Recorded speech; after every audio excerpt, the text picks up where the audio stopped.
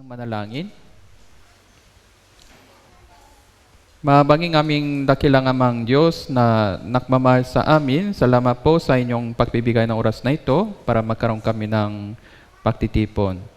Dahil sa inyong dakilang sakripisyo at kanyang sa inyong pagturusa sa krus, lahat ng aming kasalanan ay tinubos na pala sa pangitan ng inyong banal na dugo.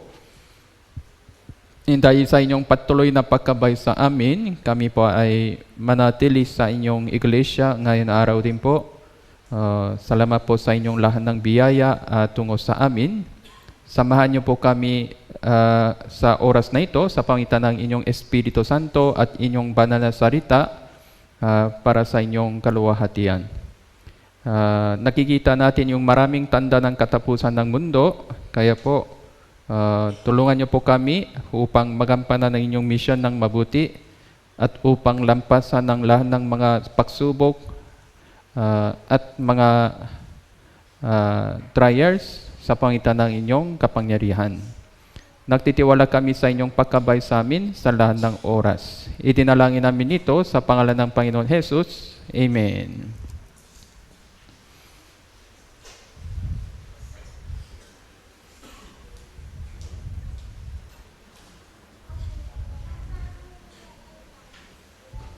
Okay po.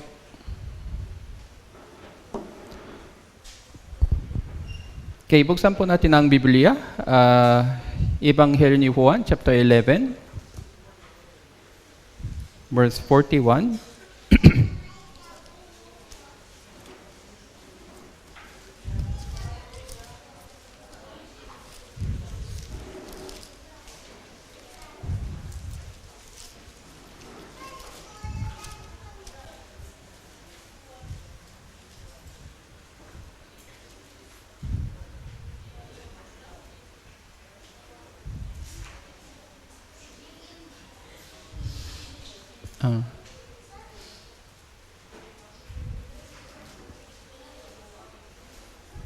Ebanghelyo ni Juan, chapter 11, verse 41.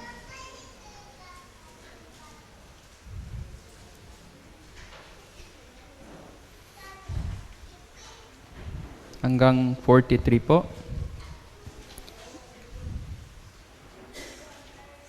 44 po, 44.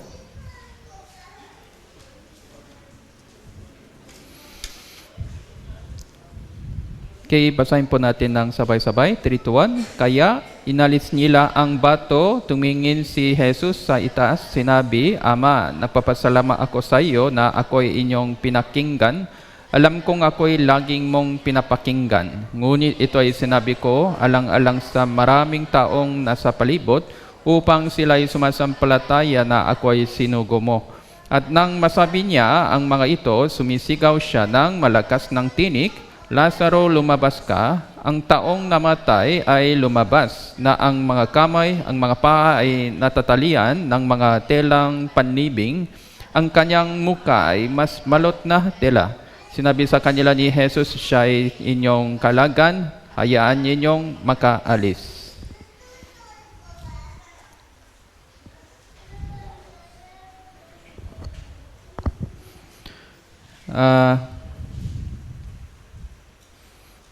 Dito sa Juan 11, meron pong isang taong namatay. Ang pangalan niya ay Lazaro po, Lazaro. Yung family niya, Lazaro, Maria, Marta, ay isang grupo ng naglilingkod sa Panginoon sa panahon yon. Kasi inuusik nila ang Panginoon Jesus, pero sa gitna ng mga pakuusik kay Jesus, meron pong sinserong grupo na sumusunod sa Panginoon, kahit hindi po sila grupo ng alagad, 12 alagad. So, isa sa kanila ay Lazaro, Maria, Marta. So, ito pang nangyari bago si Jesus ay ipinako sa krus ng maaga konti. Okay? So, gaya ng binabasa natin, ang taong namatay ay muling mabuhay. Tama po? Kaya yun po ang parang sign. Parang konting hint po ito, hint. Mga mensahe ng Panginoon, ako din ay muling mabubuhay pagkatapos ng ilang panahon. Kaya po, mahalagang pangyayari ito. Kaya, isinugo ni Maria Marta ang mga tao kay Jesus kasi halos delikado na ang kapatid niya, si Lazaro. Kaya si Jesus ay dumating na po sa kanila pero si Lazaro patay na. 3 days na lumipas. Gaya ng Panginoon Jesus, 3 days na lumipas. Pero gaya ng binabasa po natin, binuhay ng Diyos si Lazaro. Okay? So kaya ito pa ay malaking bagay sa panahon yon, sa ating panahon din po, no? Kaya paano ito nangyari? Meron pong lesson din po sa talatang ito. Ngayon araw, yung nangyari po ay totoo po ba hindi? Totoo po itong nangyari, no? Yung Juan, ito pa ay naisulat sa panahon yon. Kung hindi po ito totoo, walang sino man naniniwala sa kanila, no? Tama po ba? Pero yung Ebanghelyo ni Juan, nakaalas sa buong Juda, buong Asia. Yung pamilya ni Lazaro ay buhay pa. Yung kamag-anak, yung apo, silang lahat buhay pa. Kung hindi po ito totoo, sasabihin nila, ito ay kwento lang. Hindi siya muling mabuhay, patay na siya talaga. Nandito po yung libing ni Lazaro, patay na siya talaga doon. Kung hindi po ito totoo, walang sino man naniniwala sa Biblia, no? Kung walang sino man naniniwala sa Biblia, bakit padami na padami yung miyembro sa panahon yon, no? Ibig sabihin, dahil ito pa'y totoo, hanggang ngayon, maraming tao ay naligtas, no? Kung hindi, sa panahon ng Apostle Juan, lahat sila umalis sa Kristyanismo dahil yung sinabi nila ay hindi totoo. Bakit po? Masabi ng apo nila, hindi po yung totoo, hindi po ito nangyari. Tama po ba? Pero nangyari po ito kaya maraming saksi. Yung apo nila, ano-ano, kamag-anak nila, nandun po maraming tao. Nakita nila talaga, si Lazaro talagang patay. Muli siyang mabuhay. Tama po? Kaya, ito pa ay nagiging Biblia. Nangyari po talaga ito. Nangyari po talaga. Kaya, meron pong taong namatay, muli siyang mabuhay. Inalis nila yung bato. Sa loob ng bato, meron pong yungip. Nandito po yung ano po ito? Parang bangkay ng Lazaro po, no? Okay po. Ito pang imahe ng mga hindi ligtas. Kalagayan ng hindi ligtas. Yung espiritu nila ay patay sa loob. Sa loob ng kanilang katawan, no? Kaya anong utos ng Panginoon, anong ginawa ng Panginoon? Yung pang kailangan natin suriin. Kaya tayo din po dati, taong namatay, spiritual. Tama po? Dahil sa ating mga kasalanan. So, magkaroon tayo ng mga Bible seminar, Bible camp. So, meron pong mga ligtas. Ibig sabihin, yung espiritu nila, dating patay, ay binuhay ng Diyos sa pangitan ng kanyang salita. Okay? Naintindihan po? Kaya nang naunan po natin na ang lahat ng ating mga kasalanan ay tinubos na pala, yung patay ng espiritu natin dahil sa kasalanan, ay binubuhay ng Diyos sa pangitan ng salita at kanyang Espiritu Santo na nakikilos ng iglesia. Kaya mahalaga po yung ating ginagawa. Siguro yung mga family nyo, yung mga kilala nyo ay ganito po ang sitwasyon, no? Yung espiritu niya ay patay. Kaya po kung tuloy-tuloy sila sa ganito, sa kanyang ikalawang pagdating, yung kukunin nila ang espiritu nila tapos itatapon ng Diyos doon sa impyerno kasama ng yung kasama ng katawan na may kamatayan. Kaya po, ngayon, may summary trip po tayo, mabubuhay tayo sa mundong ito, kahit ligtas na po tayo dito sa sanibutan. Isa sang purpose ay evangelism. Ano pang evangelism? Paktala ng mga tao dito sa church? Hindi. Pagliligtas sa kanilang kaluluwa mula sa kamatayan, mula sa kasalanan. Ito po ay evangelism. Ito po ay evangelism. Kaya sa pamitan ng salita ng Diyos, sila po ay naligtas. Anong salita ni Panginoon Jesus? Lazaro, lumabas ka. Dahil sa salitang ito, si Lazaro ay muling mabuhay. Kayong pang imay ng Bible Seminar. Session 1, 2, 3, 4, 5. Sa pangitan ng salitang ito, yung patay na espiritu, unti-unti bumubuhay.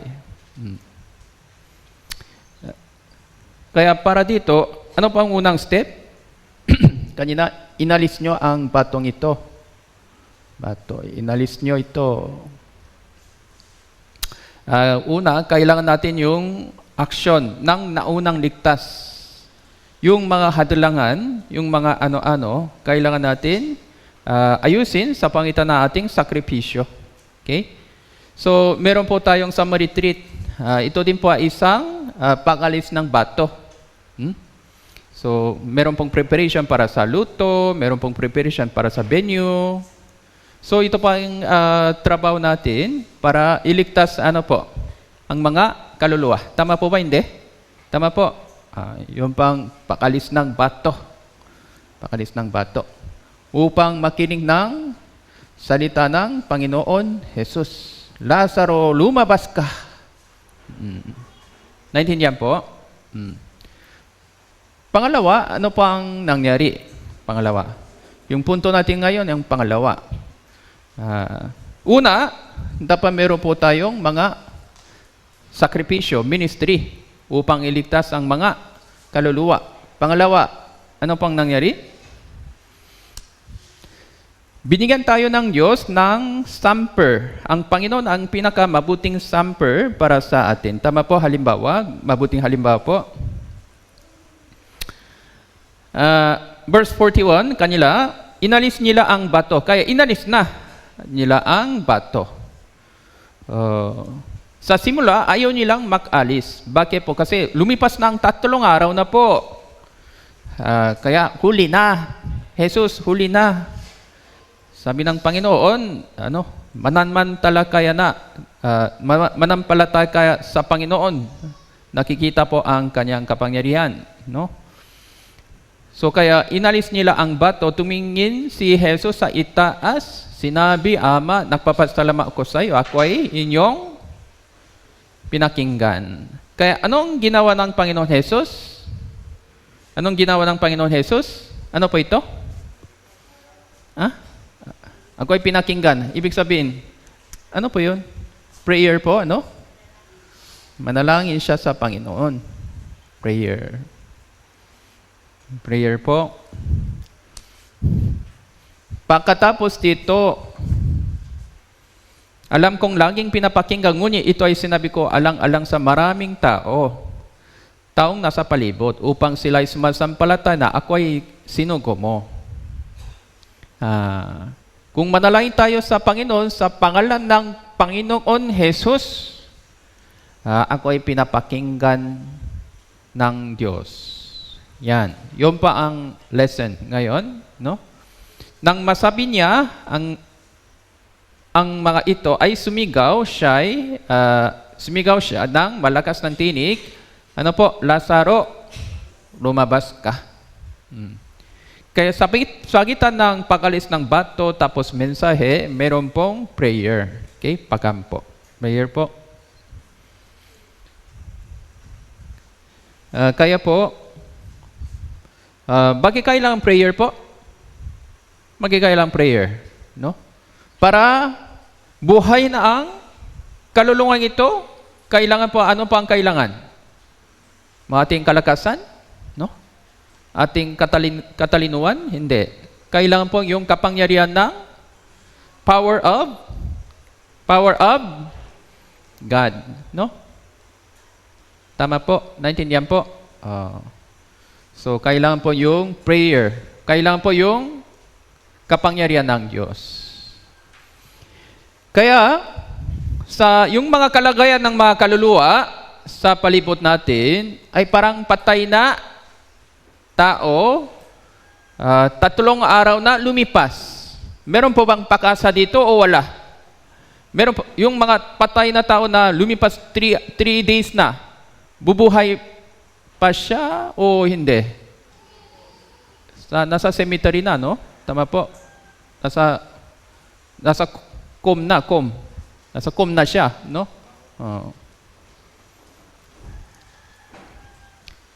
Sabi ng doktor, patay na po. May death certificate na. Death certificate. No? Meron siyang death certificate. Paano siya mabubuhay? Tama po ba? No? Kaya sabi nila, ay, huwag na po, huwag niyo alisin. Ay, manalangin siya sa Panginoon. Ay, huli na, tapos na.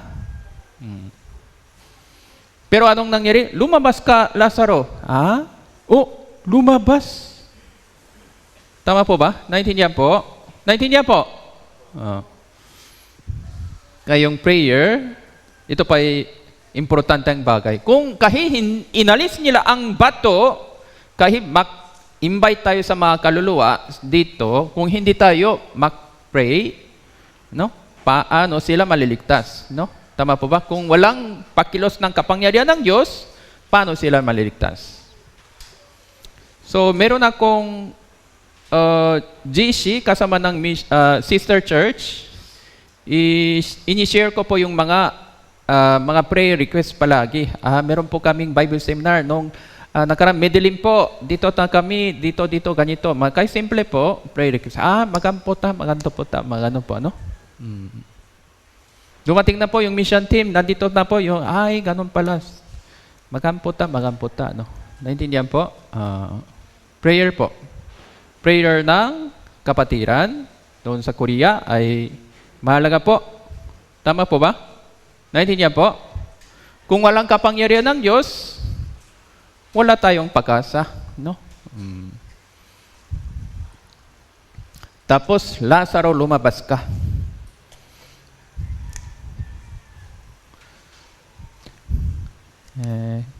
Kahit sa mata natin, parang walang pag-asa dito. So, kaysa gina ng pagsubok natin, talagang wala akong pag-asa dito. Sumuko na ako. Next time na lang, mga ganon. Kahit ganitong sitwasyon, meron po tayong pag-asa. Dahil sa ano po? Prayer. Dahil sa prayer, ano? Kaya paminsan, yung buhay Kristiyano natin medyo na-down paminsan. Pero kahit ano, meron po tayong pag-asa po. Bakit po? May prayer. May prayer po, no? Prayer. Okay.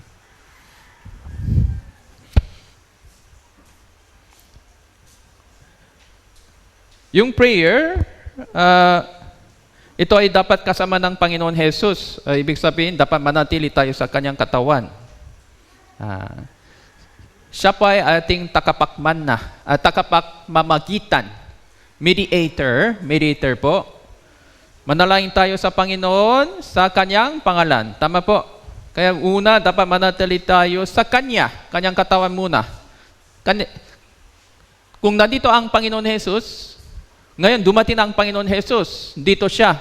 Kung ganoon, dapat dito po tayo, ano? Sabi ng Panginoon Jesus, ngayon araw, punta na lang tayo sa Katarman. Sige po, lahat tayo pupunta sa Katarman kasama ng Panginoon. Tama po ba? Ngayon araw, punta tayo sa Masulog. Sige po, lahat tayo pupunta sa Masulog. Tama po ba? Naintindihan po? Dapat sumunod tayo sa Panginoon. Tama po ba? Sabi ng Panginoon, kaya mahirap daw sa inyo. Mahirap kung nandito pa ako. Sabi ng Panginoon, kaya umakyat na lang ako. Suguin ko ang Holy Spirit. Tapos sabi ng Panginoon, kung makatipon kayo, doon na lang ako palagi. Okay po, kay saan? Kaya ito pang laging lokasyon ng ating pagtitipon. Kaya kung magkaroon tayo ng pagtitipon, pupunta siya dito palagi. Naintindihan po? Kaya yung Holy Spirit, sinabi ng Bible, Spirit of Christ. Spirit of Christ. Yung Holy Spirit, kaya dito po siya. Kaya dito po tayo, kasama ng Panginoon, tapos kung manalangin tayo sa Panginoon, ayon sa kanyang kalooban, sa kanyang pangalan, gaya ng sinabi ng Panginoon Jesus, Ama, magpapasalamat ako sa iyo na ako inyong pinakinggan. Ito pang mangyayari sa atin. Okay? Kaya, sa mata natin, yung sitwasyon, yung mga kalagayan ng mga puso ng tao, talagang hindi mabuti. Parang mukhang walang pag-asa doon. Pero may pag-asa pa rin tayo dahil meron po tayong prayer. Okay, naintindihan po? Naintindihan po? Kaya si Apostle Pablo din, manalangin siya sa Panginoon. Roma chapter 10, verse 1.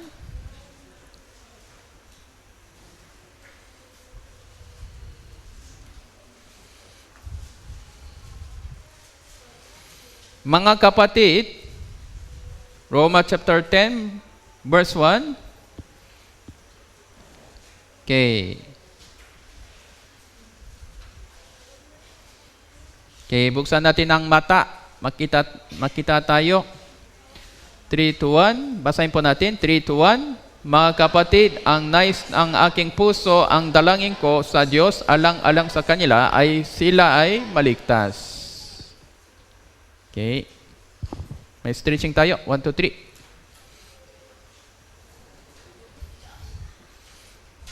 Okay po. May stretching tayo. 1, 2, 3. Ano po? Okay.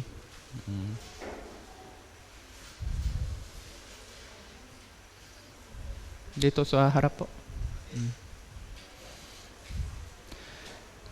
Mga kapatid, ang aking puso, ang dalangin ko sa Diyos, alang-alang sa ano po yun? Alang-alang sa ano? Sa kanila. Sino po? Yung mga Israelita. Ay ang sila maligtas. Ano pa ang kalagayan ng Israelita sa panahon yon? Hello, dito po. Tingnan. Ano pa ang kalagayan ng Israelita sa panahon yon? Sila mismo ay pumatay kay Jesus. Tama ba? Kaya gaano katikas ang puso nila. Tama po.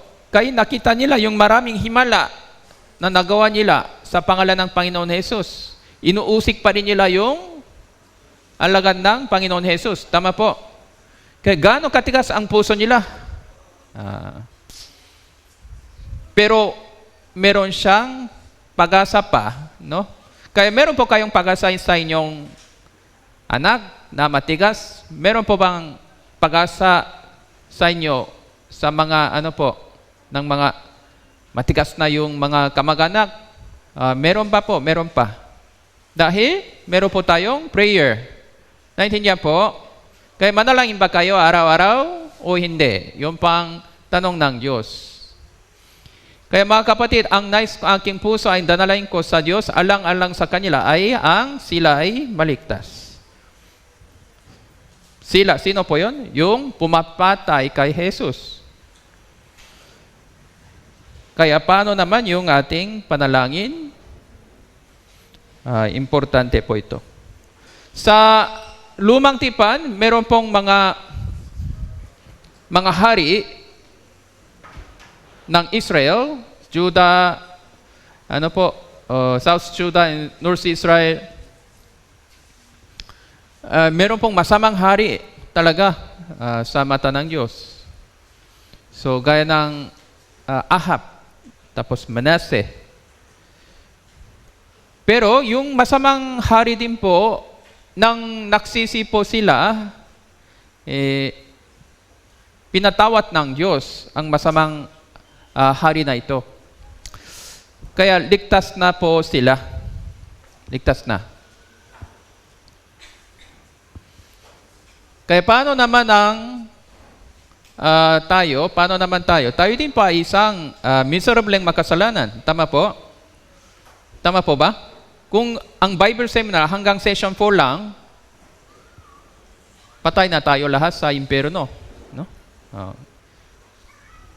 Naintindihan po? Meron po tayong session 5. Pero sa pagitan ng session 4 and session 5, ano pang dapat gawin? Ano pang mensahe palagi po? Magsisi kayo, manalangin kayo sa Panginoon, humingi kayo ng tulong sa Diyos. Tama po ba? Para kayo po ay naligtas. Hindi po ito mga option, ito po ay requirement talaga. Requirement. Ano ang gagawin ng mga nagsising puso? Kung naunan po nila na sigurado sila pupunta sa impyerno, ano po ang mangyari sa kanila? Sumisigaw sila sa Panginoon. Sisigaw sila sa Panginoon. Panginoon, gusto kong maligtas. Kahit hindi sinabi ng preacher na manalangin kayo sa Panginoon ngayong gabi, bukas balik ka na po. Kahit hindi sinabi ng pastor, preacher na ganon, yung puso niya sumisigaw na, ito totoo pala, impyerno pala, gusto kong maligtas. Tama po, Panginoon, tulungan mo ako, Kaya po tayo po ay naligtas. Kaya po, kadalasan kung dumating na yung mga matinding mga kahirapan sa mga kaluluwa, magsimulang makahanap ng katotohanan. Ngayon naman po, siguro meron pong mga kaluluwa na nakahanap ng katotohanan ng mas maigi dahil medyo hindi maganda po ang kalagayan ng mga tao ngayon. Bakit po? Dahil sa mga tanda ng katapusan ng mundo, lalong-lalo na ngayon naman, ano pang tanda? Gira. Gira po, Gira. Kaya patas na patas po yung mga presyo ng mga bigas, yung oil, ngayon, tama po ba? Naintindihan po? 1 liter, nakakaabot daw mga $200. Mga yun pa ang parang pabala ng Iran. Sa Apokalipsis, ano pang sinabi ng Biblia sa Apokalipsis? Yung isang trigo ng, yung bigas, naging isang denaryo, mga 500 pesos, mga 600 pesos, mga ganyan. Isang takar na trigo. Kaya po, patas ng patas yung presyo. So, next year, nagiging okay po ba? Sa tingin nyo po, next year, naging okay ba? Hindi po, hindi. Next year, naging mas magulo. Next year naman, medyo naging okay na po. Hindi rin po. Naging mas magulo. Mas magulo. Kaya tuloy-tuloy lang po hanggang sa katapusan. Kaya po, meron pong mga tao na magsimulang maghanap ng katotohanan. Totoo yata yung Biblia talaga. Malapit yata ang katapusan ng mundo. Meron pong maghanap ng siguro mga makailan po ng katotohanan. Pero sa mata natin, mukhang pare-parehas sila. Kaya saan sila mga maghanap ng katotohanan? Basta yung ating ministry dapat tuloy-tuloy po na may prayer upang iligtas ang mga kaluluwa. Kay Marcos chapter 9, verse 29,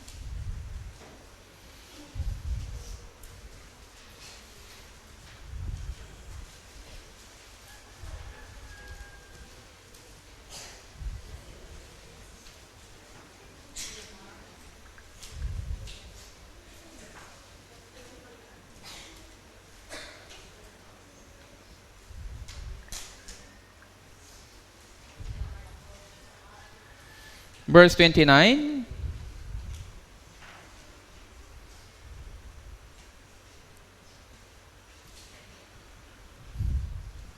Sinabi niya, basahin po natin ng sabay-sabay. Sinabi niya sa kanila, ang ganitong uri nagpapalayas na lamang sa pangitan ng panalangin.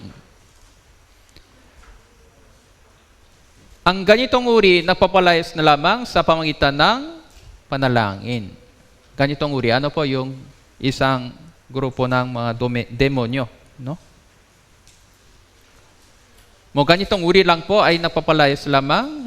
So lahat ng uri, kung walang panalangin ng Diyos, imposible.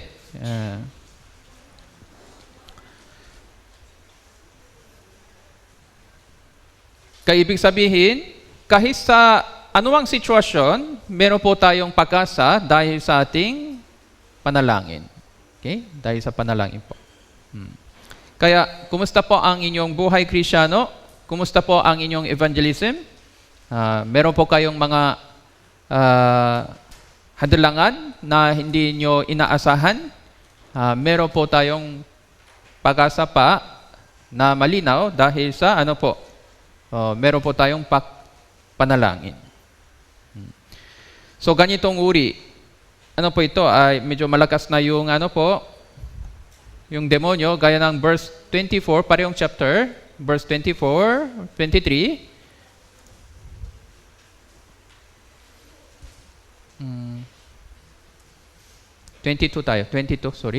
22, madalas na siyang inihagis nito sa apoy sa tubig upang siya'y puksain, upang kung maroon kang bagay na magagawa, mawa ka sa amin, tulungan mo kami. Yung anak niya ay demon-possessed.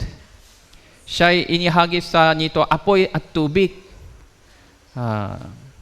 Siya'y puksain. Mabuti buhay pa siya, no? Mabuti buhay pa. Yung lahat ng tao sa palibot natin, anong pwedeng sabihin? Mabuti buhay pa sila. Ibig sabihin, meron po silang chance.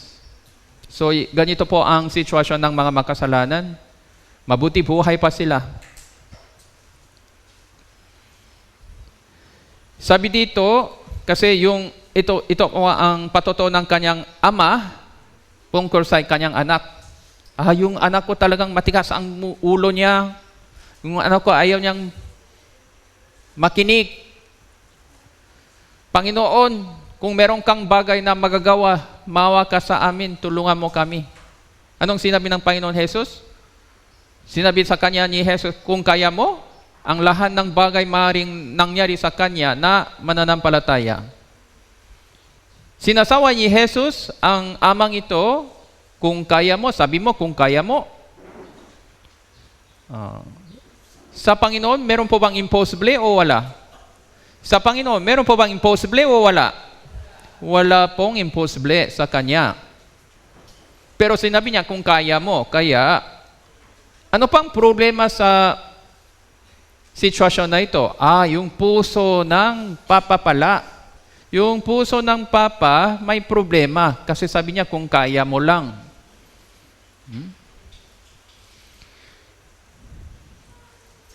Kaya lahat ng bagay ay maring mangyari sa kanya na nananampalataya. Kaya ano po ang kulang sa kanya? Pananampalataya. Mabuti, ito pa ang nagiging sagot ng ama. Agad sumigaw ang ama ng bata na sinasabi, anong sinabi niya? Mananampalataya na ako, tulungan mo ang kawalan ko ng pananampalataya. Ano po, basahin po natin, sabay-sabay, 3, 2, 1.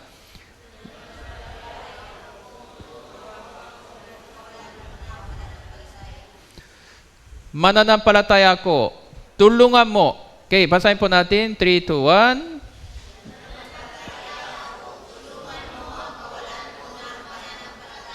Kawalan ko ng pananampalataya.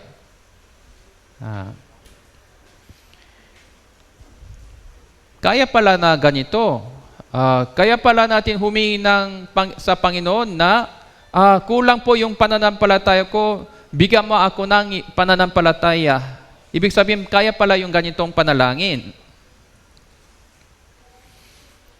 Kung meron po tayong pananampalataya, so lahat ng problema nawawala. Kung meron po tayong pananampalataya, una, maliligtas tayo. Tama po? Tama? Naintindihan po? Kung ligtas na po tayo, tapos para sa ating buhay Kristiyano, kung meron po tayong malakas na yung pananampalataya sa Panginoon, kaya natin iwasan yung lahat ng tukso. Tama po ba? Tama po. Tapos kung meron po tayong malakas na pananampalataya, kaya natin iligtas kahit sino man. Tama po ba? Naintindihan po? Tama.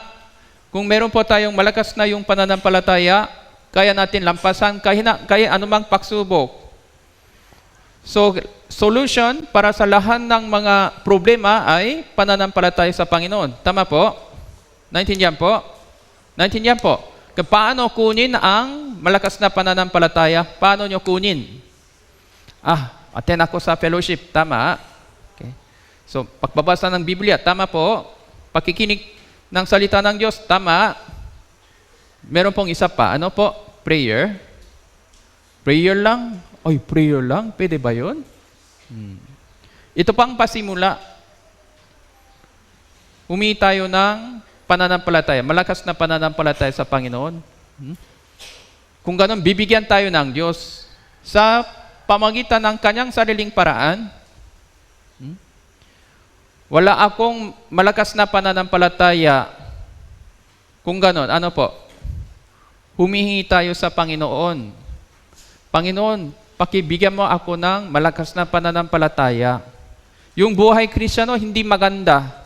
Panginoon, pakibigyan mo ako ng inyong malakas na pananampalataya.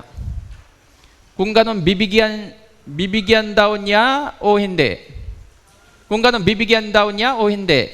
Bibigyan niya ng malakas na pananampalataya, ang mga lahat ay humihingi sa Kanya. Naintindihan po? Naintindihan po? Pero anong pang problema? Hindi sila humihingi. Hindi sila humihingi ng malakas na pananampalataya. Hindi ko kaya. Yung buhay Kristiyano, baksa. Yung buhay Kristiyano, hindi maganda. So, siguro hindi siya magbibigay ng malakas na pananampalataya sa akin. Yun po ang, kung iniisip natin, kailangan baguhin yung kaisipan natin ngayon araw, humihingi kayo ng malakas na pananampalataya sa Kanya. Okay, naintindihan po? Gusto nyo bang maligtas? Itaas ng kamay. Sige po. Humingi ba kayo sa Panginoon? Hindi pa. Gusto nyo po? Kung gusto, humingi kayo ng tulong sa Diyos. Umattend sila sa church sa matagal na panahon. Sa iba't iba mo, ano-ano. Hindi pa sila humingi ng tulong sa Diyos para sila po ay maligtas ng 100%. Hindi pa sila nakarinig ng 100% kaligtasan. Paano sila maligtas? Kaya para sa ating buhay Kristiyano din po, humingi kayo ng malakas na pananampalataya sa Panginoon. Kaya nyo po pa? Hindi ako mabuting Kristiyano. Siguro, ayaw niya ibigay sa amin. Ayaw niya ba ibinigay sa inyo ng malakas na pananampalataya? Ayaw niyo po ba o gusto niya? Ayaw niya po ba o gusto niya? Ano po? Gusto po? Gusto?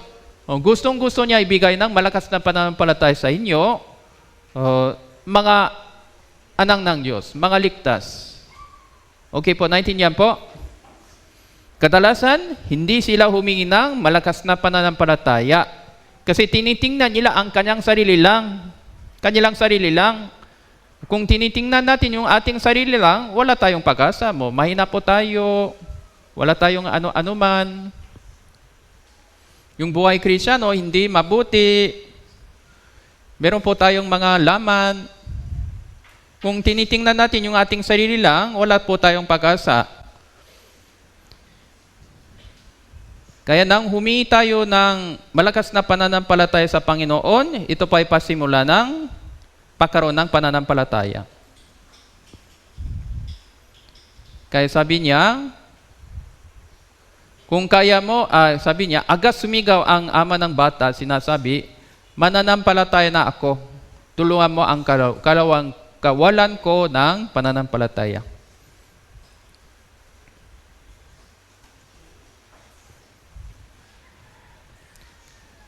Kaya sa anumang sitwasyon, dapat meron po tayong pag-asa sa Panginoon.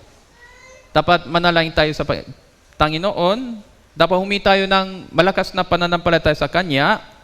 Kung gano'n, bibigyan tayo ng Diyos. Wala pa po, kasi hindi pa kayo humingi. Sabi ng Panginoon. Kaikan chapter 3, verse 5.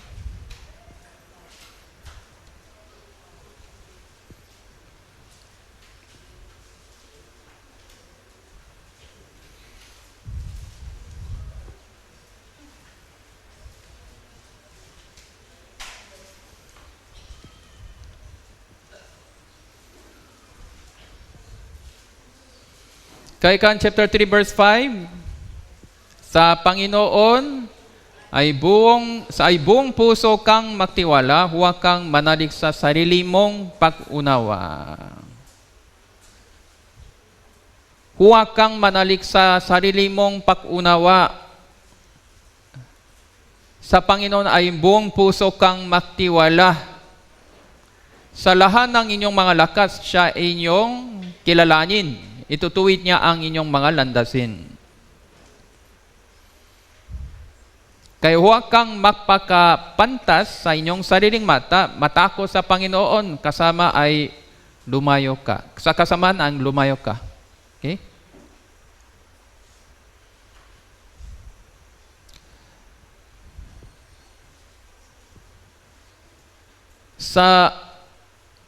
Huwag kang manalig sa sarili mong sa lahat ng mga inyong lakad, araw-araw, sa lahat ng inyong mga lakad, siya inyong kilalanin. Kaya mula sa umaga hanggang sa gabi, araw-araw po, magsimula tayo kasama ng panalangin, magsimula tayo ng lahat ng mga gaawin na may panalangin, ayon sa kanyang kalooban. Yung panalangin natin, kung ayon sa inyong kalooban, lahat ng ating panalangin ay sasagutin ng Diyos. Kung humingi kayo ng malakas na pananampalataya sa Panginoon, yung panalangin natin, tama po ba mali? Yung panalangin natin na ito, tama po ba mali? Yung pakihingi ng malakas na pananampalataya sa Diyos, tama po ba ito mali? Tamang-tama po ito, tamang-tama. No. Ay, ganun ba yung anak? Ay, sige. Ngayon lang sinabi nyo sa akin, ha? Sige, bibigyan kita.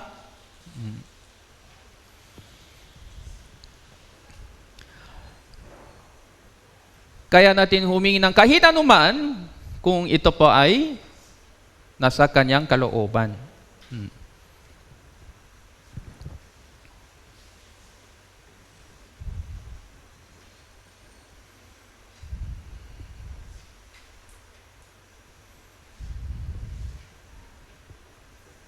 Dito po sa mga awik, 131,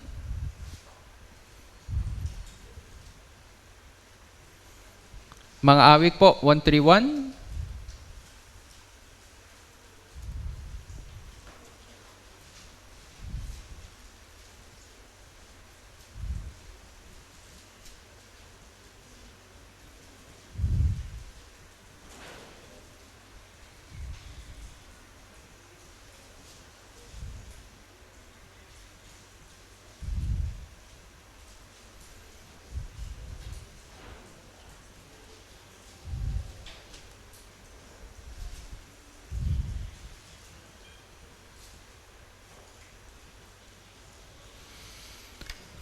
ito po ay panalangin ni David, Haring David. Anong panalangin niya? Panginoon, hindi hambog ang aking puso ni mayabang man ang mata ko ni magpapag-abala sa mga bagay na lupang napakadakila o sa mga bagay na para sa akin lupang kamanga-manga.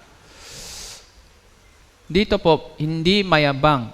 Sa Bisaya po, Jehovah ang akong kasing-kasing dili palabila bihon ni mapahit tason ang akong mata. Humingi siya ng tulong sa Diyos. Anong tulong po? Panginoon, ayaw ko nang naging mayabang. Tulungan mo ako, palagi akong mapapagumpaba. Ay, ganun ba? Kaya sabi ng isang kapatiran na, hard to control daw. Hard to control yung buhay ko, yung isip ko. Gusto niyang palaging mayabang. Gusto niyang palaging damay sa mga tukso. Madamay sa mga tukso. Humihingi tayo sa Diyos. Panginoon, na ganito. Panginoon, tulungan mo ako para hindi ako mayabang. Tulungan mo ako palagi akong mapapagumpaba, Panginoon. Kung gagabayan tayo ng Diyos. Naintindihan po? Naintindihan po? Kung tayo pa'y magpapagumpaba, ano pang darating daw po? Biyaya ng Diyos. Tama? Biyaya ng Diyos. Gusto nyo bang tanggapin ang biyaya ng Diyos? Gusto nyo bang tanggapin ang biyaya ng Diyos? Opo. Ano po ang ibig sabihin ng pagiging pagpapagumpaba? Basta alam nyo po yung mga konsepto ng pagpapagumpaba. Ano? Tama? Yung kabataan, alam nyo po? Pagiging mayabang, alam nyo pa ba anong ibig sabihin? Matalino ako, mabuti ako. So, mayabang po ito. Magpapasalamat ako sa Panginoon. Lahat ng mga nangyari sa akin, sa biyaya ng Diyos lamang. Ito pa yung magpapagumpabang loob. Tama po ba? Kahit hindi nyo alam kung ano-ano ito ng detalyado, humihingi muna kayo sa Panginoon. Panginoon, bigyan mo ako ng kapakumbabaan. Bigyan mo ako ng kung paano ako mapapagumpaba. Panginoon, bigyan mo ako ng karunungan. Kung humingi tayo sa Panginoon, bibigyan tayo ng Diyos. Naintindihan po? Isang beses lang, hinihingi? Bakit isang beses lang, humingi tayo ng maraming beses? No? Tama po? Mabuting bagay naman. Mga awig 39,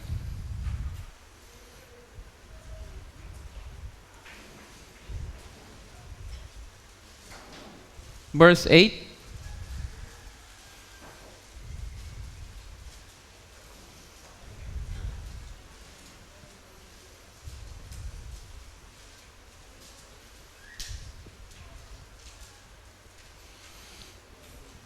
Verse 8.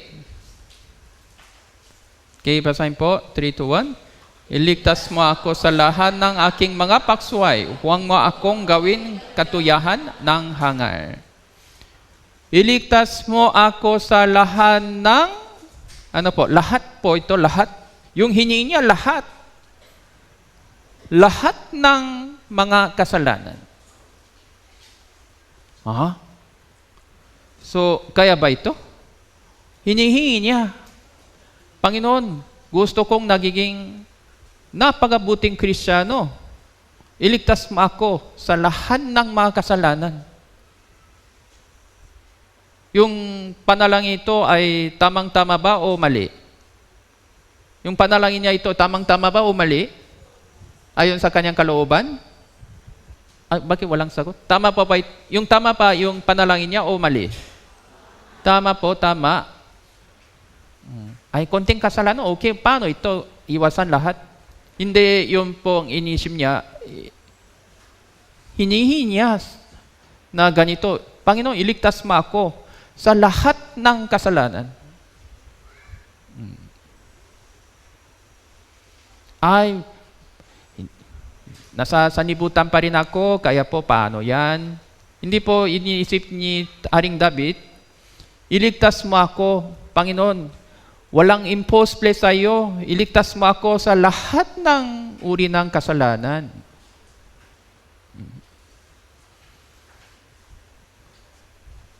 Kung ganito, ano po ito? Malaking bagay na ito, no? Malaking bagay. Yung hiningi nga, malaking bagay.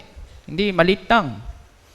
Kung ito pa'y kalooban ng Diyos, Panginoon, iligtas mo ako sa lahat ng uri ng kasalanan sa buhay ko. Alisin niyo po yung lahat ng kasalanan sa buhay ko. Yung panghingi niya, paulit-ulit. Paulit-ulit. Kaya natin hingi ng napakadakilang bagay sa pamagitan ng panalangin. Buhay mo ang patay. Iligtas mo yung mga pinakamatigas ang ulo, gaya ng Israelita. Iligtas mo ako sa lahat ng uri ng kasalanan. Bigyan mo ako ng mapapagpapang loob palagi. Bigyan mo ako ng malalakas na pananampalataya. Naintindihan po? Naintindihan po? Pero bakit po kayo wala? Hindi kayo humihingi. Hindi kayo humihingi. Kung hindi po kayo humihingi, kayo po ay problema.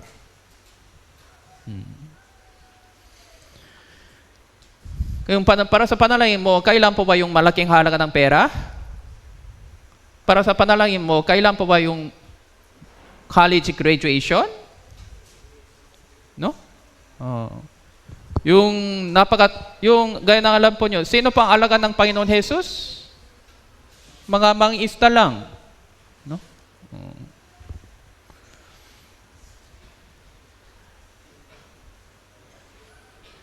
Dahil hindi po kayo humingi sa Panginoon, nasa masamang sitwasyon po kayo ngayon. Kaya kailangan yung tingnan yung inyong sarili. Bakit hindi kayo humihingi ng ganitong bagay? Tapos, dapat tayo ay magsisi. Ano pang pagsisisi? Pagpabago. Ano pang pagpabago na kailangan? Mula sa ngayon, humihingi tayo sa Panginoon. Okay po, naintindihan po? Naintindihan po? Naintindihan po? Buksan ka na yung mata mo. Kaya Mateo chapter 18,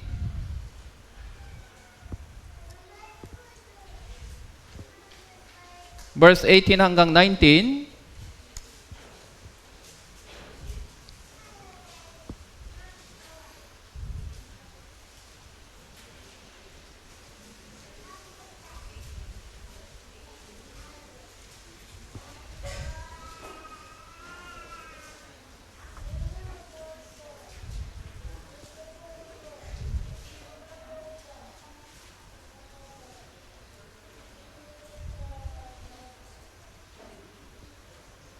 Okay, basahin po natin ng sabay-sabay. 3, 2, 1. Katotohanan sinasabi ko sa iyo, ang anumang inyong talian sa lupa ay iyong tatalian sa langit.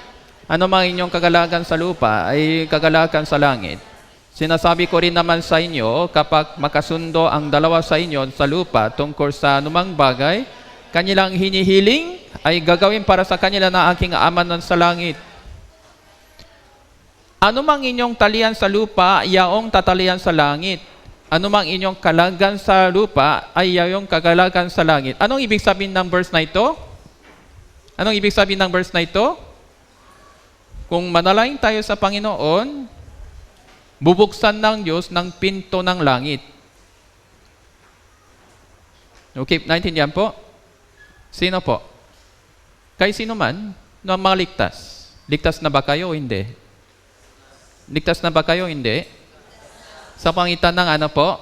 Dugo ni Kristo. Sa pangitan ng ating mabuting gawa? Hindi. Sa pangitan ng dugo ni Kristo lang. Sa pangitan ng pananampalataya sa Kanya.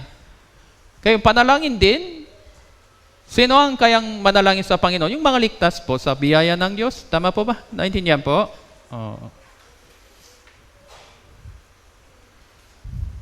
Kung manalangin kayo sa Panginoon ayon sa Kanyang kalooban, bubuksan ng Diyos ang pinto ng langit. Okay po? Hindi yata. Yun ang problema nyo. Hindi yata. Yun ang problema nyo. Dahil hindi kayo humingi sa Kanya ng ganito na may pananampalataya, walang mangyayari sa iyo. Walang mangyayari. Pero kung humingi kayo ng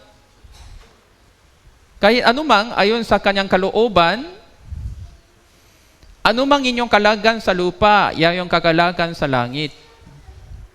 bubuksan ng Diyos yung pintuan ng langit. Tapos sinasabi ko rin naman sa inyo, kapag makasundo ang dalawa sa inyo sa lupa, tungkol sa anumang bagay ang kanilang hinihili, gagawin para sa kanila ng aking Ama na nasa langit. Kailangan trabaho daw sa linggo, dahil ano-ano daw. Humingi ba kayo sa Panginoon? Kailangan mo ano-ano daw nasa linggo. Humingi ba kayo sa Panginoon tungkol doon?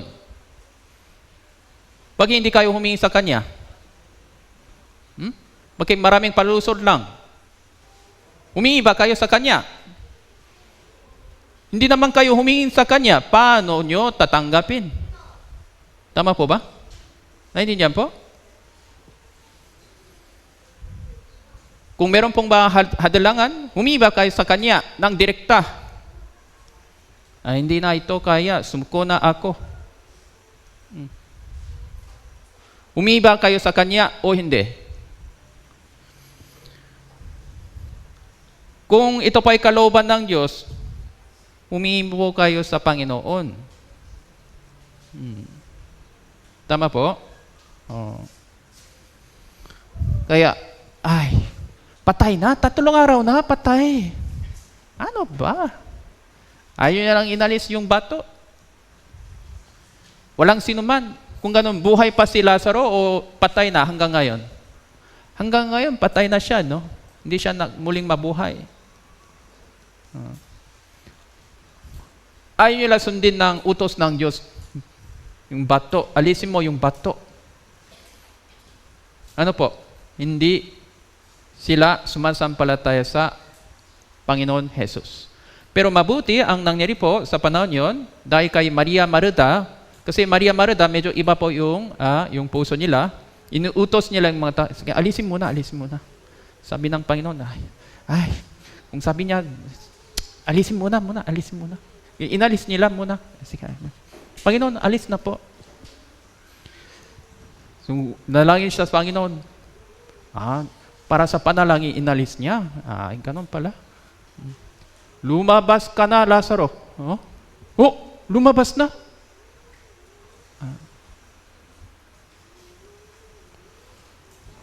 Alisin muna ito, alisin. Manalangin ka sa Panginoon. Huwag kang magreklamo. Kasi hindi naman kayo humingi sa Kanya. Paano nyo tanggapin kung hindi kayo humingi sa Kanya? Tama po? Naintindihan po? Bakit maraming palusok kahit hindi kayo humingi sa Kanya? Tama po ba? Naintindihan po? Panginoon, bigyan mo ako ng karunungan. Panginoon, bigyan mo ako ng pangunawa.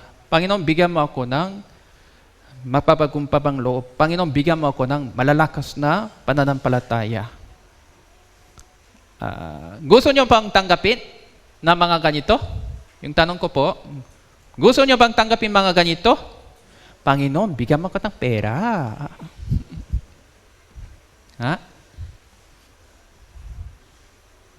Hindi kailangang pera sa iyo, sabi ng Panginoon. Kung gano'n, anong sasagutin nyo? Ayaw ko na lahat.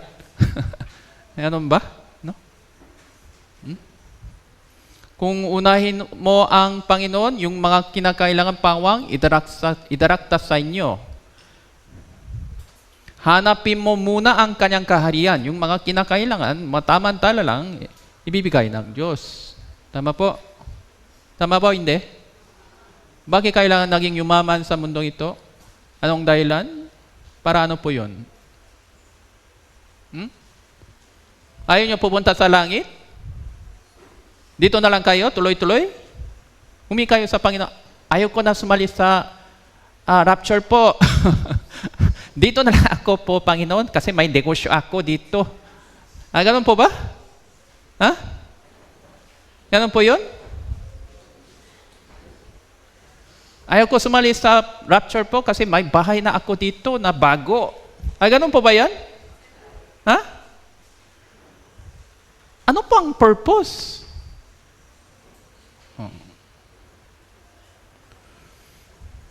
Matalino po kayo para sa inyong sarili. Naging matalino po kayo para sa inyong sarili. Alam nyo naman yung Bible, no? Tama po ba? Kung meron kang Viber, matalino kayo ayon sa Viber, no? Tama po. Tama po ba?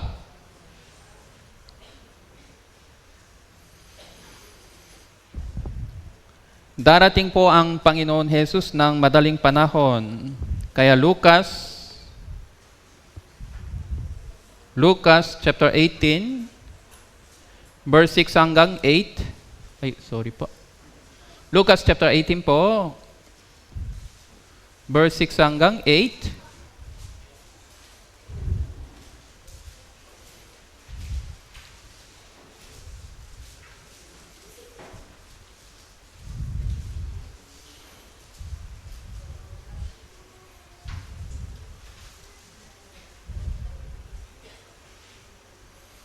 Basahin po natin ng sabay-sabay, 3, 2, 1. At sinabi ng Panginoon, pakinggan ninyo ang sinabi ng masamang hukom. Hindi ba bibigyan ng Diyos ng katarungan ang kanyang mga pinili na sumisigaw sa Kanya araw at gabi? Kanya bang matitis sila? Sinasabi ko sa iyo, mabilis niyang bibigyan sila ng katarungan. Gayunman, pagparito ng anak ng tao, magatakbo kaya siya ng mananampalataya sa lupa. Sabi dito sa huli, gayunman, pagparito ng anak ng tao, ngayon na, magatakbo kaya siya ng pananampalataya sa lupa. Ibig sabihin, walang ligtas? Meron pong ligtas. Sa loob ng ligtas, meron po bang mga pananampalataya na malakas o hindi? O wala? So ito pa isang pabala, warning para sa atin. So kaya, ibig sabihin, ito pa ay mensahe para sa mga ligtas katulad natin sa katapusan ng panahon. Kaya tingnan po natin yung ating buhay Kristyano kumpara sa Biblia. Mga kapatiran dito sa Biblia, paano naman yung ating buhay Kristyano? Pagparito ng anak ng tao, nagtakpo kaya siya ng pananampalataya sa lupa. Ibig sabihin, ito pa yung warning para sa atin. Kailangan natin tanggapin ang mensahe ito na may nagsising puso. Tapos, ano pa ang kailangan? Ano pang issue dito? Pananampalataya. Kaya, dapat humingi kayo ng pananampalataya ng malakas sa Panginoon. Panginoon, bigyan mo ako ng malalakas na pananampalataya. Parang inisip natin, kailangan may bayad yata. Hindi po ito libre. Panalangin lang yon. Ay, yung buhay Kristyano, hindi maganda naman ngayon. Pwede ba ito? O pwede po, kasi yung buhay Kristyano, hindi sa pamagitan ng ating kalakasan, kundi sa pamagitan ng kapangyarihan ng Diyos. Tama po ba? Tama po ba hindi? Tama po ba hindi? Tama po ba hindi? Tama po. Kaya dahil hindi tayo humingi sa Kanya, wala po tayong matatanggap. Kaya gayon man, kaya mahalaga po yung panalangin, lalong-lalo na sa katapusan ng mundo. Ibig sabihin, sa ganitong kaso, sa ganitong panahon, yung pang sinabi ng Bible pa ulit-ulitin po, unang Pedro chapter 4,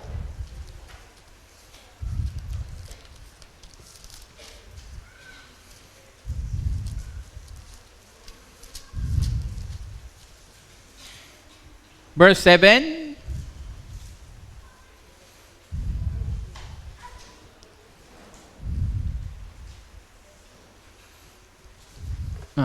Dito din po.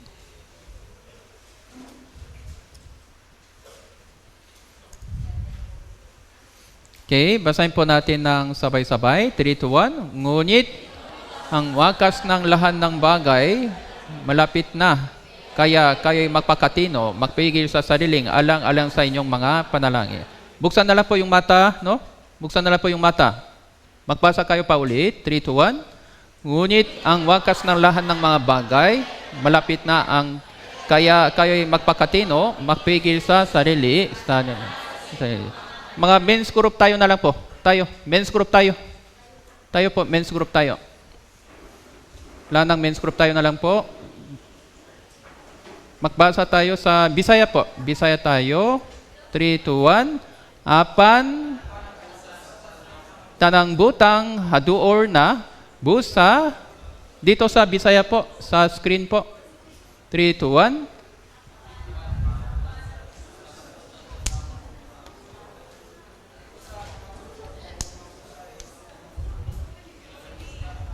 1. 3, 2, 1. Sabay-sabay po. 3, 2, 1. Apan.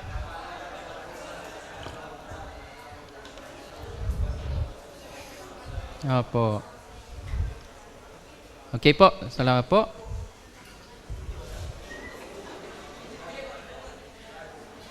Magbuotan kamo. Nakikita nyo po ito? Okay lang po? Nakikita po? Oo. Maliit? Medyo maliit po? Maliit pala. Maliit po? Maliit? Okay lang po? Okay lang? Dito po yung size. Okay. Okay, sabay-sabay tayo. Magbasa, 3, 2, 1. Apan, ang katapusan ng tanang mga butang haduor na busa makbaton kamo ug mahusay mga huna-huna ug mabuotan kamo ngadto sa pagampo. Sa katapusan ng panahon, ano pang nagiging mahina? Hindi daw sila manalangin sa Panginoon ng maigi. Kaya tingnan natin yung ating sarili. Ilang beses tayong manalangin sa Panginoon sa isang araw? Anak, bakit hindi ka ampo sa akin? Busy ka na? Si Daniel, manalangin siya sa Panginoon palagi, regularly. Siya po ay isang mataas na gobernador doon sa Babylon. Presidente, sa ilalim ng presidente, ano po yun dito sa Pilipinas? Sa ilalim ng vice. Parang palagi silang makaway kasi. Sa ibabaw ng vice president, sino po? Anong position? Senador?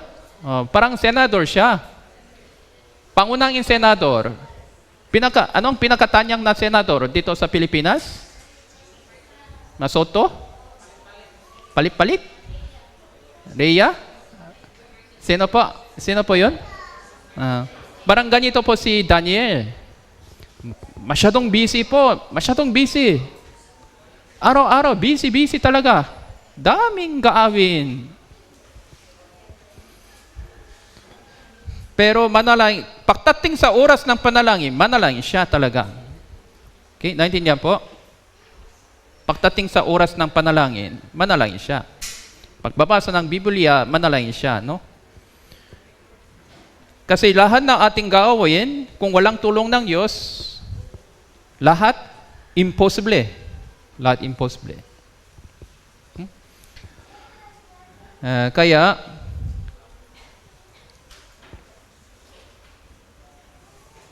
sa ating panahon, lalong-lalo na, kailangan po yung prayer.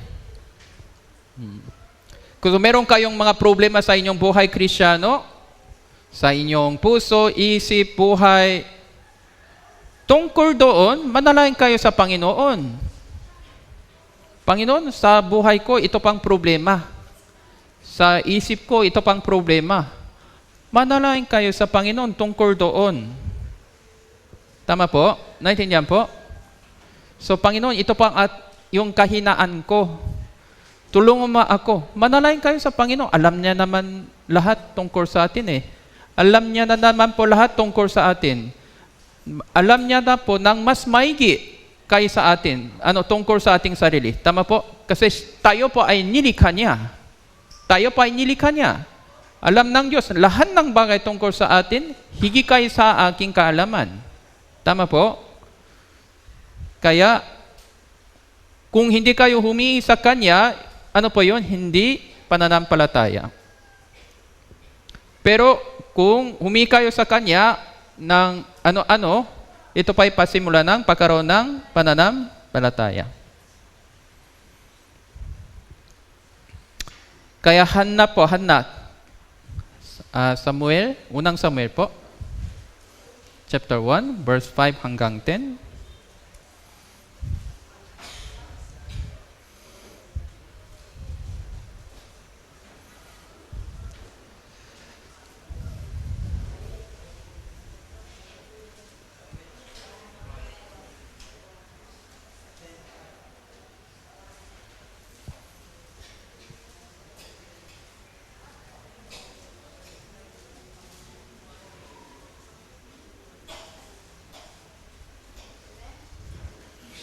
Ngunit, verse 5,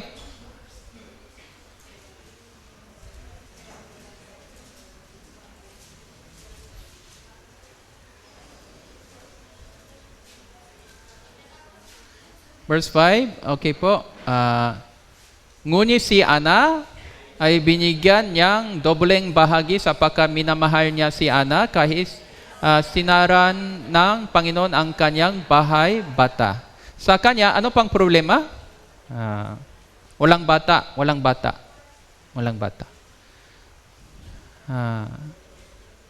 Kay verse 6, siya'y labis na ginagalik ng kanyang kaagagaw upang inisin siya sapagkat sinarahan ng Panginoon ang kanyang bahay bata. Meron pong isa pang babae sa family niya. Yung pangalan niya ay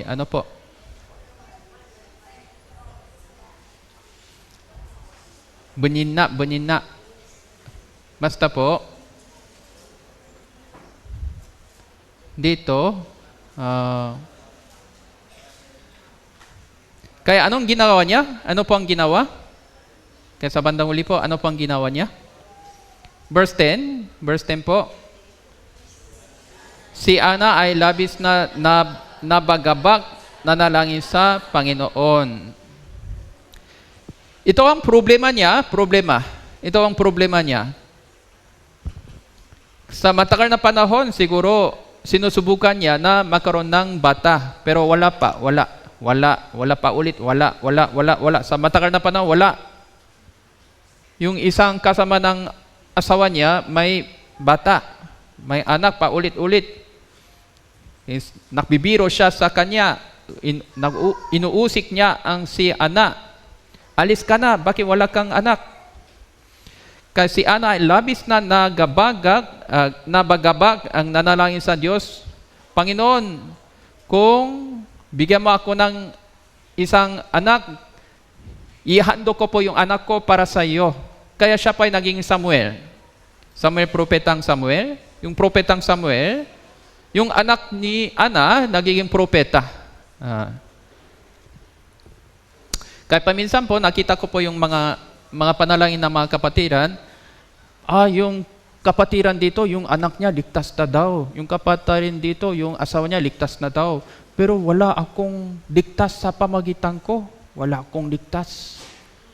Takal na ako, wala akong ligtas. Pero tuloy-tuloy sila, magtitiwala sila sa Panginoon. Magbigay sila ng prayer request sa mga kapatiran, patuloy-tuloy. No? Kaya nakikita ko po na pagkatapos ng ilang panahon, unti-unti may ligtas sa palibot niya. Unti-unti may ligtas. Basta tuloy-tuloy. Tapos magbigay ng prayer request. Tuloy-tuloy. Yung mga ibang kapatiran mo, ligtas na daw. Yung mga kapatid niya, ligtas na daw. Yung kaibigan niya, wala pa akong ligtas sa akin. Wala pa akong ligtas. Walang ligtas. Pero nagbigay sila ng prayer request. Patuloy-tuloy. Tuloy-tuloy siya sa buhay Kristiyano. Kaya po, unti-unti, pagkatapos ng ilang panahon, magkaroon sila ng resulta. No? Naintindihan po? Kaya yung kaligtasan, ito pa ay born again naman. Born again. Birth. Spiritual birth. So, wala pong bagong may panganak sa akin po. Wala pong bagong may panganak. Tuloy-tuloy lang. Tuloy-tuloy. No? Tama po ba? Tapos, ito pang problema ni Ana talaga sa kanyang buhay. Kaya hinihingi niya talaga sa Panginoon. Kaya ano pang problema sa inyong buhay? para sa buhay Kristiyano, siguro, malaman nyo na, alam nyo naman po kung ano-ano ng detalyado, no po? Ito medyo personal na bagay, ano? Medyo personal na bagay, tama po? Kung humingi kayo sa Panginoon, Panginoon, sa totoo lang, ito ang problema ko sa buhay ko, ganito. Panginoon, tulungan mo ako. Anong gagawin ko po? Humingi kayo sa Kanya na may pananampalataya. Gusto kong ayusin ito ayon sa inyong kalooban. Tulungan mo ako, Panginoon. Tama po? Naintindihan po? Naintindihan po? Sa huli po, Lucas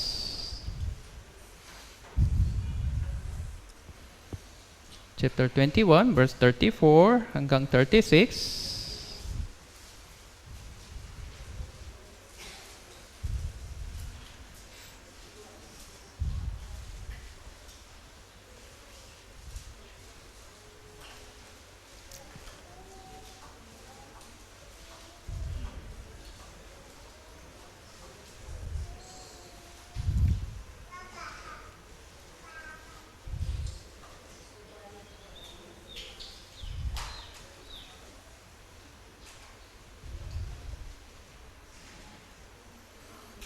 Okay, basahin po natin ng sabay-sabay. 34, 3 to 1. Subalit, mangingat kayo sa inyong sarili, baka magumo na ang inyong puso sa katakawan, kalasingan, sa mga alalahaning ukol sa buhay na ito, biglang dumating ang araw na yon na parang bita. Okay, 34 muna. Ito pang mensahe para sa ano po? Para sa atin po, dahil mabuhay tayo sa mundong ito sa katapusan ng panahon. Kailan po dumating yung baha? Nang si Matusalem ay patay na. Tama po? Nang siya po ay 1 year old hanggang 969, naghintay ang Diyos. Nang siya po ay pinanganak, binigyan siya ng pangalan, Matusalem, Musela. Ibig sabihin, kung mamamatay siya, darating ang kalamidad. Kaya nang siya po ay 1 year old pa, meron pong pabala na. Tama po, 1 year old pa. Ngayon, sino po? 1 year old. 80. Anong baby po? 1948. Tama po ba? Sa panahon yung buhay ng tao ay 1,000 years, basically. Ngayon, 80 years na. 2028 po yun. No? O hindi to, ibig sabihin 2028, sigurado na darating ang Panginoon Jesus. Pero kung ganito, talagang malapit na. Pwede siyang darating before pa. Before pa po. Before pa. O, dapat dumating siya last year. Pero may extension ng konti.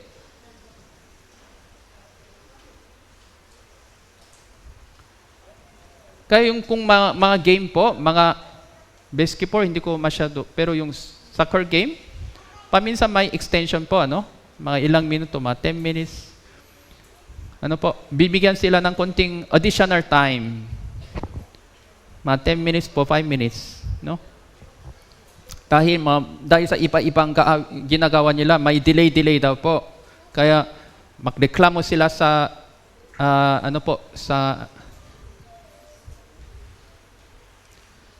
judge, bigyan kami ng konting oras pa kasi yung score nila 2-2.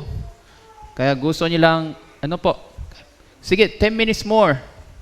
10 minutes more para naging 3-3, parang ganon. No? 10 minutes more. Parang ganito lang yata ito.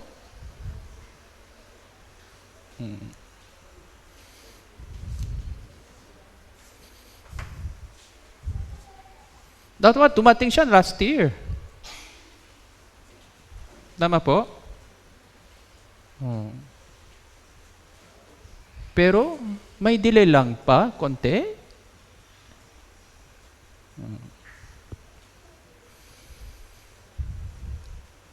Kaya may ginagawa daw.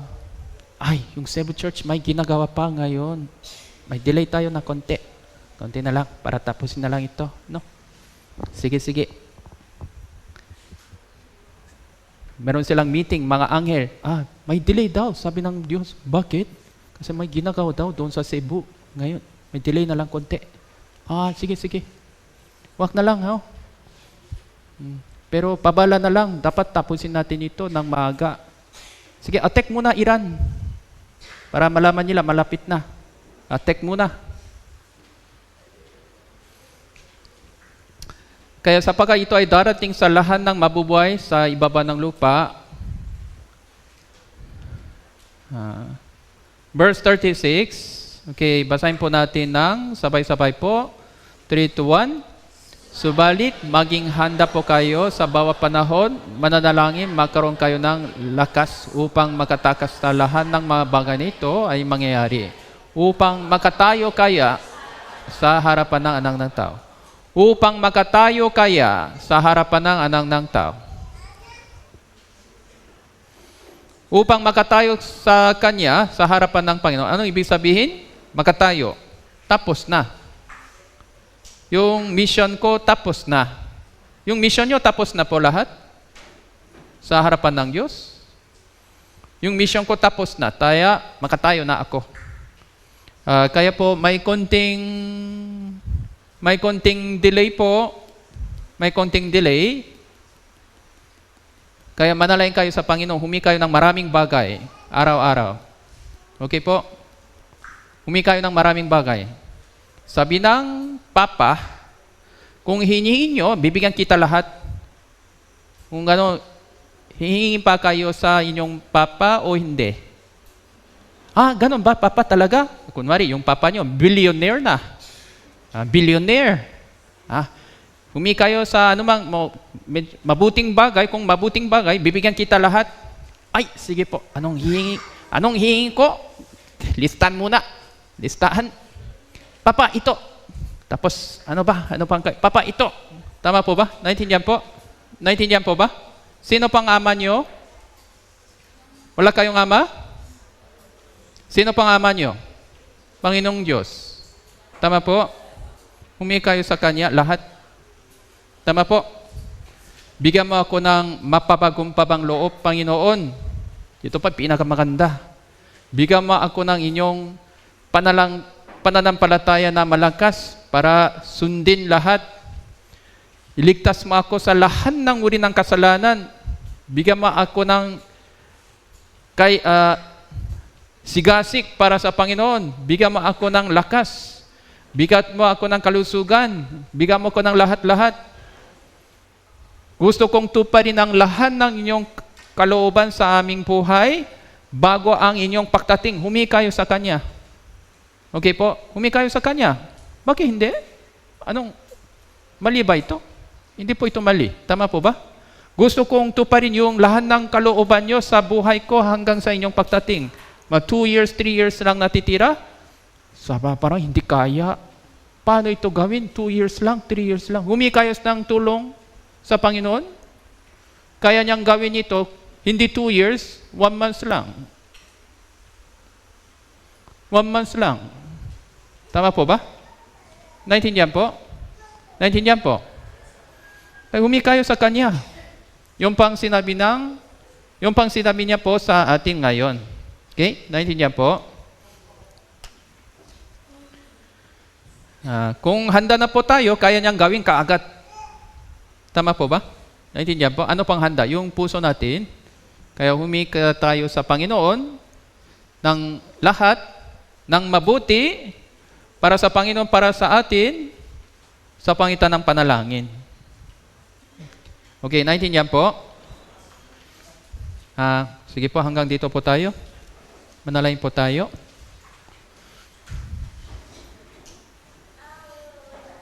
Mabaging aming dakilang amang Diyos na nakmamahal sa amin, salamat po sa inyong pagpibigay ng oras na ito upang sundin ang inyong kalooban. Ngayon araw, pinangarap po namin na kung gaano kahalaga yung panalangin po namin ayon sa inyong kalooban. Kaya po, bigyan mo sila ng inyong malalakas na pananampalataya, ang inyong kabutihan, inyong biyaya, ang mapapagkumbabang loob, yung pagliligtas sa lahat ng uri ng kasalanan sa buhay para sa inyong kaluwalhatian. Nagtitiwala kami sa inyong pagkabay sa amin sa lahat ng oras. Idinalangin namin ito sa pangalan ng Panginoon Jesus. Amen.